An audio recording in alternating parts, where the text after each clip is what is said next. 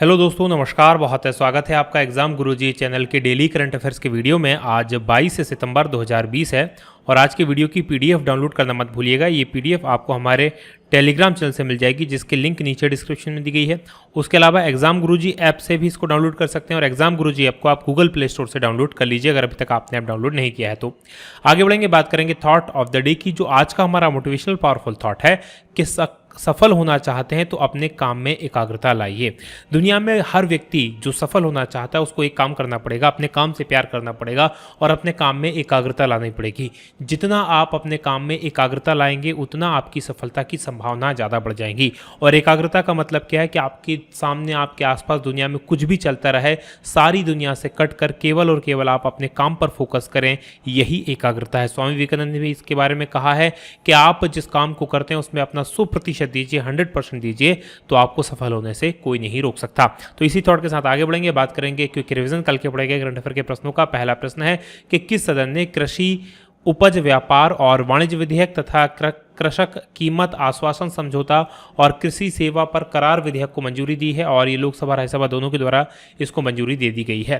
दूसरा प्रश्न है कि कुपोषण को नियंत्रित करने के लिए महिला व बाल विकास मंत्रालय और किस मंत्रालय के बीच में समझौता ज्ञापन पर हस्ताक्षर हुए हैं, तो ये दूसरा मंत्रालय है, आयुष मंत्रालय। तीसरा प्रश्न, भारत ने किस देश को 25 करोड़ डॉलर की वित्तीय सहायता उपलब्ध कराई है, ये मालदीव है।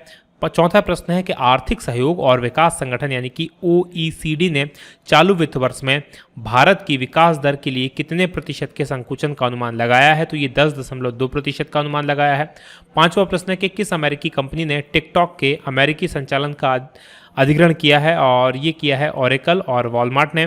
वहीं छठवां प्रश्न है कि हाल ही में किस तमिल फिल्म निर्देशक का निधन हो गया है, तो इनका नाम था बाबू सिबान। और सातवां प्रश्न है कि किसे 2020 के डेटन साहित्यिक शांति पुरस्कार से सम्मानित किया गया है, तो ये मार्गरेट एडवुड हैं।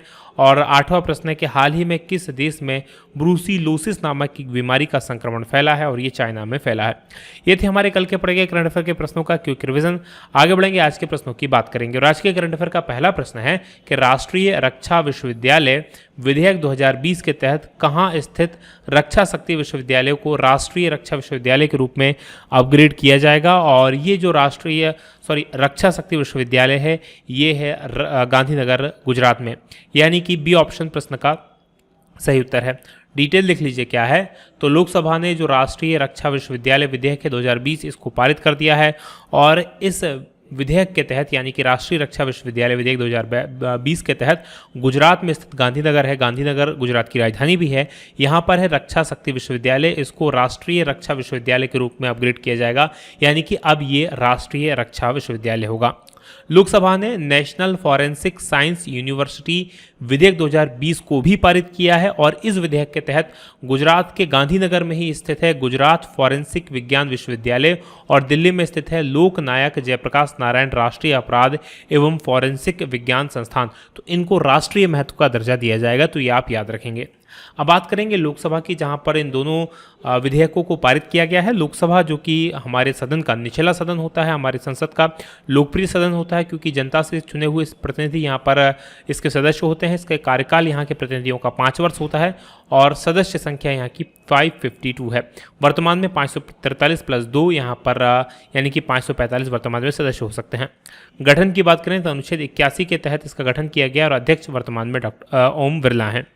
बात करेंगे पिछले करंट अफेयर में मैंने आपसे बात की थी, 5 सितंबर को मैंने आपको बताया था कि कोरोना वायरस महामारी के कारण जो संसद का वर्तमान सत्र चल रहा है, जिसको मानसून सत्र कहा गया है, उसकी अवधि कम की गई है। और दूसरा, इसमें एक और चीज़ की गई है, इसमें प्रश्नकाल नहीं है। प्रश्नकाल कब से कब तक होता है, तो जो सबसे पहला घंटा होता है संसद का 11 बजे से लेकर 12 बजे तक का, इसको प्रश्नकाल कहा जाता है। और इसके प्रश्नकाल के जस्ट बाद शून्यकाल होता है, तो शून्यकाल के समय को भी कम किया गया है। तो ये आपको संसद से संबंधित पिछले करंट अफेयर में मैंने आपको बताया था।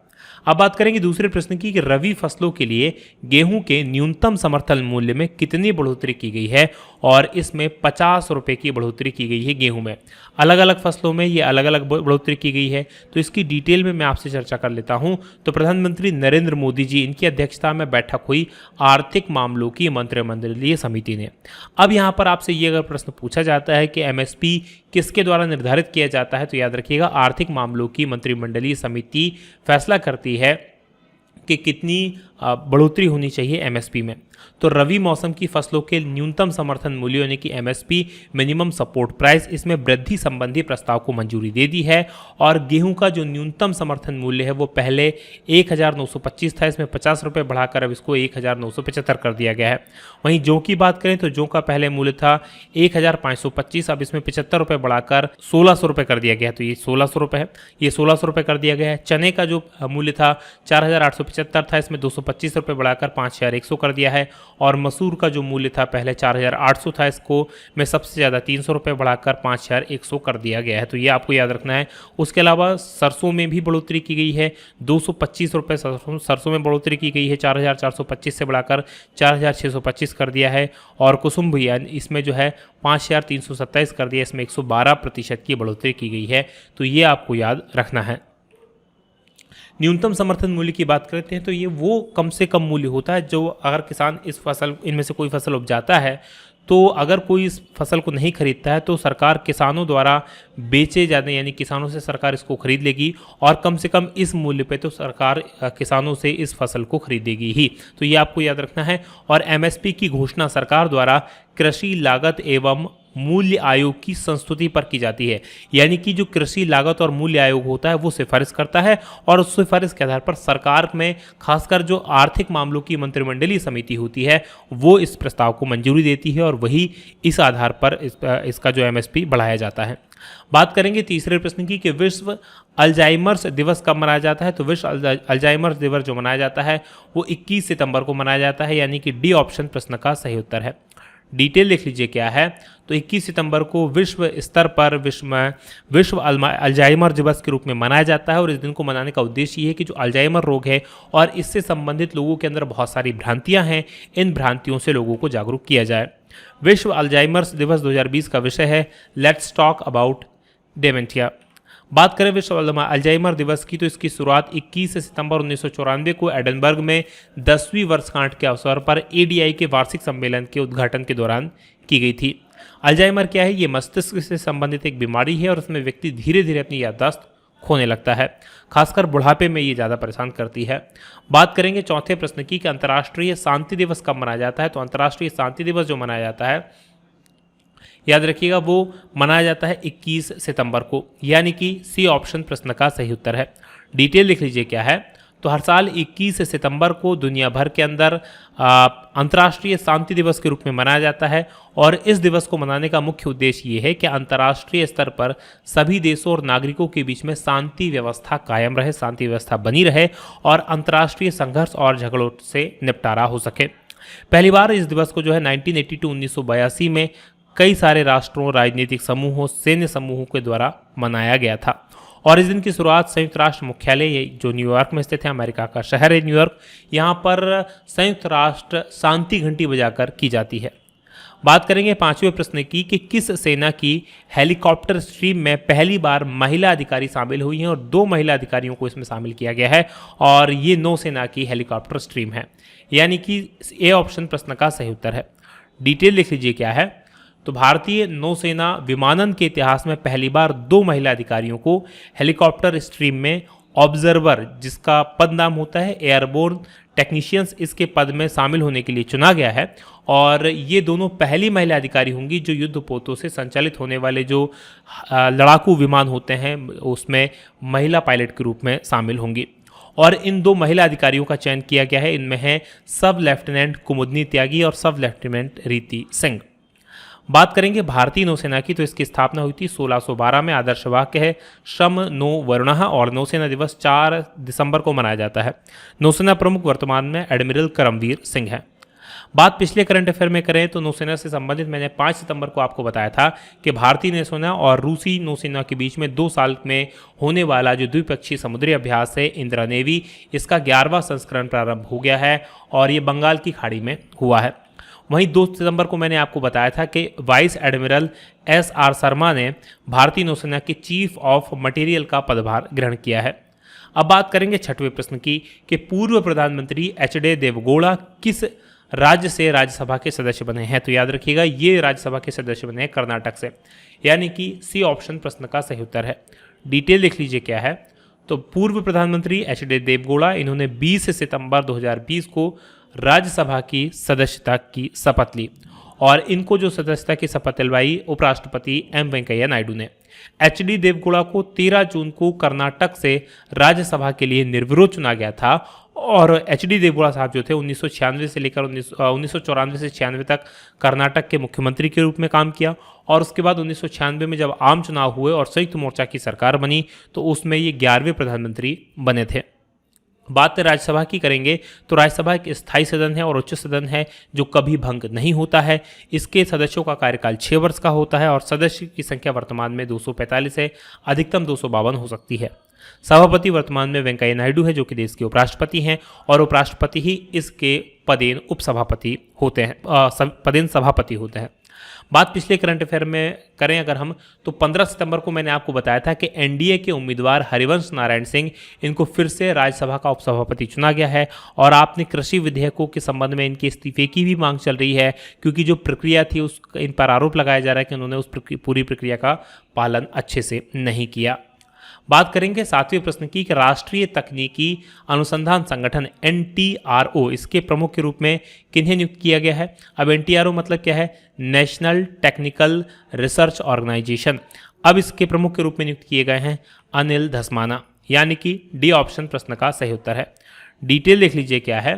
तो पूर्व रिसर्च और एनालिसिस विंग, जिसको हम रॉ कहते हैं, शॉर्ट में रॉ के नाम से सब जानते हैं, इसके पूर्व प्रमुख अनिल धस्माना, इनको राष्ट्रीय तकनीकी अनुसंधान संगठन के प्रमुख के रूप में नियुक्त किया गया है और धस्माना जो खुफिया विभाग के पूर्व अधिकारी हैं सतीश झा, उनकी जगह लेंगे, यानी पहले इस पद पर सतीश झा काम कर रहे थे। जो राष्ट्रीय तकनीकी अनुसंधान संगठन है, यह प्रधानमंत्री कार्यालय का राष्ट्रीय सुरक्षा सलाहकार कौन है, तो राष्ट्रीय सुरक्षा सलाहकार अभी वर्तमान में अजीत डोभाल हैं। तो इनके अंतर्गत एक तकनीकी खुफिया एजेंसी है और 2004 में इसको स्थापित किया गया था, ये आपको याद रखना है। बात करेंगे 8वें प्रश्न की कि किसने आत्मनिर्भर खेती अभियान के लिए राष्ट्रीय रबी अभियान 2020 की शुरुआत की है और केंद्रीय कृषि मंत्री हैं नरेंद्र सिंह तोमर जी, इनके द्वारा शुरू किया गया है, यानी कि बी ऑप्शन प्रश्न का सही उत्तर है। डिटेल देख लीजिए क्या है। तो केंद्रीय कृषि एवं किसान कल्याण मंत्री हैं नरेंद्र सिंह तोमर, इन्होंने आत्मनिर्भर खेती अभियान के लिए राष्ट्रीय खरीफ अभियान 2020 की शुरुआत की है और रबी अभियान 2020 के लिए राष्ट्रीय सम्मेलन ने 2020-21 में 301 मिलियन टन खाद्य उत्पादन का लक्ष्य रखा है कि अगले जो रबी का सीजन होगा उसमें 301 मिलियन टन खाद्य का उत्पादन किया जाना चाहिए। कोविड-19 की जो विषम परिस्थितियां रही हैं इस पिछले समय में, इसके बावजूद भी 2019 की हम बात करें तो इसमें रिकॉर्ड 296.55 मिलियन खाद्यान्न उत्पादन हुआ है। बात करें पिछले करंट अफेयर में तो केंद्रीय खाद्य प्रसंस्करण मंत्रालय जो है, जिसकी मंत्री हुआ करती थी हरसिमरत कौर सिंह बादल, और 19 सितंबर के करंट अफेयर में मैंने आपको बताया था कि इन्होंने अपना इस्तीफा दे दिया है और इस्तीफे के बाद जो अतिरिक्त प्रभार इस मंत्रालय का सौंपा गया है वो नरेंद्र सिंह तोमर को सौंपा गया है। बात करेंगे 9वें प्रश्न की कि प्रधानमंत्री ने किस राज्य में 14,000 करोड़ रुपए की लागत वाली 9 राज्य मार्ग परियोजनाओं की आधारशिला रखी है और यह आधारशिला रखी है बिहार राज्य में, यानी कि ए ऑप्शन प्रश्न का सही उत्तर है। डिटेल देख लीजिए क्या है। तो प्रधानमंत्री ने बिहार में 14,000 करोड़ रुपए की लागत वाली 9 राजमार्ग परियोजनाओं की आधारशिला रखी और बिहार के प्रत्येक गांव को इंटरनेट से जोड़ने के लिए हर गांव ऑप्टिकल फाइबर केबल योजना का भी शिलान्यास इनके द्वारा किया गया।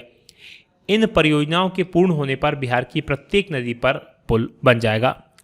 बात करेंगे अब हम पिछले करंट अफेयर में बिहार की, तो 14 सितंबर को मैंने आपको बताया था कि बिहार के दिग्गज नेता और पूर्व केंद्रीय मंत्री रघुवंश प्रसाद सिंह, इनका 13 सितंबर 2020 को निधन हो गया और 74 साल के ये थे। इसके अलावा 7 अगस्त को देवलाली जो कि महाराष्ट्र में है, यहाँ से दानापुर जो कि बिहार में है, इनके बीच में पहली किसान रेल भी प्रारंभ की गई। तो बिहार से संबंधित पिछले करंट अफेयर ये आप याद रखिएगा। बात करेंगे बिहार की, तो मैप में देख लीजिए यहाँ पर बिहार स्थित है। इसकी राजधानी पटना है, मुख्यमंत्री नीतीश कुमार हैं, राज्यपाल फागू चौहान हैं। लोकसभा की 40 सीटें हैं, राज्यसभा की यहाँ पर 16 सीटें हैं, विधानसभा की 243 सीटें हैं और यहाँ पर विधान परिषद भी है जहाँ पर 75 सीट्स हैं। प्रमुख राष्ट्रीय उद्यानों की बात करें तो वाल्मीकि नेशनल पार्क यहाँ पर है। आगे बढ़ेंगे, बाद 10वें प्रश्न की करेंगे कि उत्तर प्रदेश के मंडुआडीह रेलवे स्टेशन का नाम बदलकर क्या रखा गया है, तो इसका नाम बदलकर बनारस कर दिया गया है, यानी कि डी ऑप्शन प्रश्न का सही उत्तर है। डिटेल देख लीजिए क्या है। तो तो उत्तर प्रदेश की राज्यपाल हैं आनंदीबेन पटेल और इन्होंने वाराणसी के मंडुआडीह रेलवे स्टेशन का नाम बदलकर बनारस करने को मंजूरी दे दी है और इसे केंद्र सरकार से अनापत्ति प्रमाण पत्र मिला था, एनओसी मिला था, उसके बाद ये चेंज कर दिया गया है। ये स्टेशन प्रधानमंत्री नरेंद्र मोदी जी के लोकसभा क्षेत्र में स्थित है और ये पूर्वोत्तर रेलवे द्वारा इसका संचालन होता है। बात पिछले करंट अफेयर में उत्तर प्रदेश से संबंधित करें तो 15 सितंबर को मैंने आपको बताया था कि उत्तर प्रदेश की सरकार ने एक विशेष सुरक्षा बल SSF के गठन की अधिसूचना जारी की है। उसके अलावा 10 सितंबर को मैंने आपको बताया था कि उत्तर प्रदेश सरकार ने अयोध्या एयरपोर्ट का नाम मर्यादा पुरुषोत्तम श्री राम के नाम पर रखने का फैसला किया है और 7 सितंबर को मैंने आपको बताया था कि भारतीय पुरातत्व सर्वेक्षण यानी कि ASI के द्वारा उत्तर प्रदेश के बागपत जिले के सादिकपुर सिनौली में पुरातात्विक स्थल और अवशेषों को राष्ट्रीय महत्व के रूप में घोषित किया गया है। तो ये आपको याद रखना है। अब बढ़ेंगे कल के सवाल की तरफ। कल मैंने आपसे प्रश्न पूछा था कि किस दूसरे खाड़ी अरब देश ने इजराइल के साथ शांति समझौते को मंजूरी दी है, और ये है बहरीन। बहरीन दूसरा अभी ऐसा खाड़ी देश बन गया हाल ही में। इससे पहले UAE ने इजराइल के साथ में शांति समझौता किया था। तो आप में से जिन लोगों ने इसका उत्तर दिया उनको बधाई, जो लोग उत्तर नहीं देते हैं उनसे निवेदन कृपया उत्तर जरूर दें। अब बढ़ेंगे हमारे MPPSC प्री 2020 के लिए प्रिंटेड नोट्स की जानकारी की तरफ। इंग्लिश मीडियम का प्रिंटेड नोट्स 2 अक्टूबर को लॉन्च होगा, तो 2 अक्टूबर तक केवल 997 रुपये में नोट्स को आप बुक कर सकते हैं। और प्रारंभिक परीक्षा में हिंदी माध्यम के नोट्स तो बहुत पहले से आप लोगों के लिए उपलब्ध हैं, 1299 में आप इसको प्राप्त कर सकते हैं। अब आज का सवाल, आज का हमारा सवाल है कि एरो इंडिया 21 का 13वां संस्करण कहाँ आयोजित किया जाएगा। तो एरो इंडिया 21 इसका 13वां संस्करण कहाँ आयोजित किया जाएगा, जिनमें से किस शहर में आयोजित होगा। और हिंट के लिए जानकारी मैं आपको बता दूं कि ये हर बार एक ही शहर में आयोजित किया जाता है। ये वीडियो कैसा लगा बताना मत भूलिएगा। आज की बात करेंगे यहीं समाप्त। आप लोगों का बहुत बहुत धन्यवाद। जय हिंद, जय भारत।